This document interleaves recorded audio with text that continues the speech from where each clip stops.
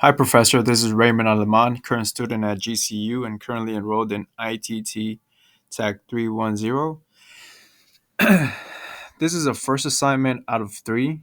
I know the final assignment will have everything integrated together and pretty much showing you how the program works. Moreover, for this particular portion of the assignment, I decided to do a calculator by using C. In this program, we can use switch cases or if else statements to pretty much run what we wanted to do. In the calculator as well, we use operands such as arithmetic operators, addition, subtraction, multiplication, division.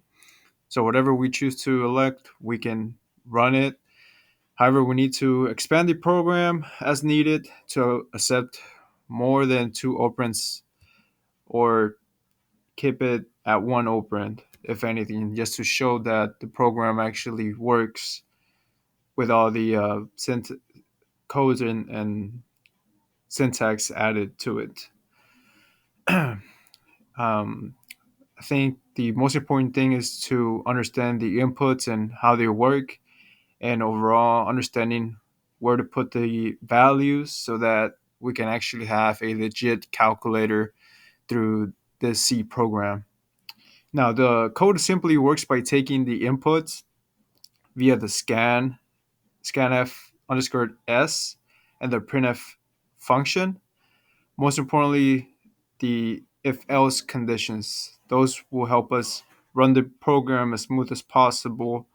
And again, we have to annotate what operands are we going to use. Are we going to add and subtract, so on and so forth? But in this particular program or assignments, I want to stick with addition just to make sure our program actually works and it's running as it should be.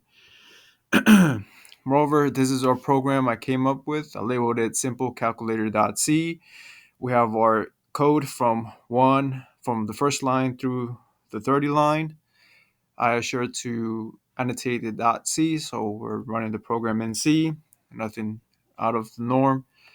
I began using the hashtag include studio.h line, which pretty much is our preprocessor, and added the void main. Now, what is the void main? As we know, is the entry point for execution in the C program. The void is pretty much a keyword that represents the function will not return anything but a void value, as we know. Also, the main is the name of the function, and the parentheses represent the parameter list.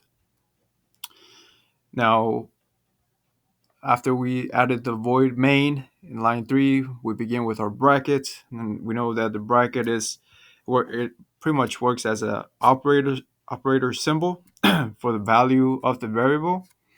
And then we actually commence with our code in line 5. We have our int number 1, number 2, and the cal, which will be running everything equivalent to enter, what is the value, and so on and so forth. And then we have our char op, which pretty much is the declaration of the character values. And then our printf, which pretty much allows us to print whatever number we're going to put. So when we actually we run the program, we get the number that we entered, and it actually works. Now with the scanf underscore s, I didn't use the scanf because I think in this particular program, the scanf underscore s allows the program to actually run smoother. I think by just having the scanf, I think the program wouldn't work or wouldn't even run at all. So I elected to choose the scanf underscore s to pretty much run all the codes and pretty much dictate how the program is going to be run. Now for the scanf, as we know, it reads the data from the standard input stream and then writes it into an argument, which is what we see here. We have our scanf underscore s, and we're getting the second value, And in this line, we have a first value, and pretty much this one, we're getting the operator for operation based on what we elect to do. Ideally, we're going to stick with addition, but we can also elect what operator we want to have, subtraction or division and multiplication, so on and so forth. But I think understanding that the scanf underscore s actually allows us to get the values that we need to do.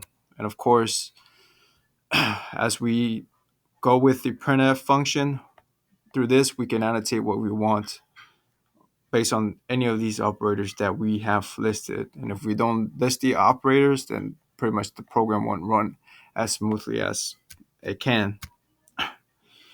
So this is pretty much part one of what I have.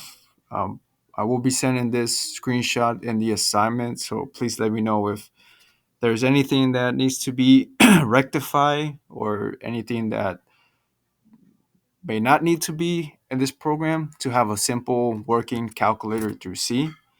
And I thank you for your time.